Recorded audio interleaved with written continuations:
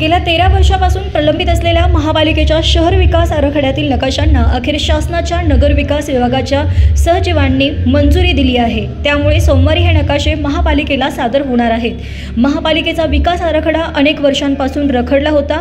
24 वर्षांपूर्वी आराखड्याला सुरुवात झाली होती, तर 2005 मध्ये प्रारूप विकास आराखडा नकाशासह प्रसिद्ध झाला होता।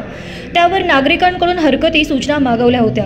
शासनाने विकास आराखड्याच्या 80% भागाच्या अंतिम निर्णयाची अधिसूचना 4 एप्रिल 2012 रोजी प्रसिद्ध केली होती। मात्र त्याचा नकाशा प्रसिद्ध केला नव्हता, कारण या 80% भागातील काही सर्वे नंबर व त्यावरील आरक्षण झोनचे डुप्लिकेशन उर्वरित 20% भागातही दिसून आले होते।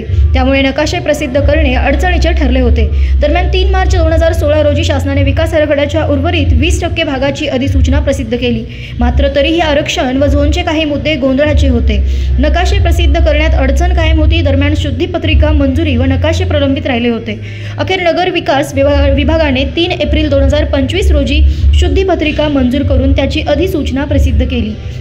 नकाशे बनवणे व मंजुरीचे काम बाकी होते। आता नकाशांनाही मंजुरी मिळाली आहे।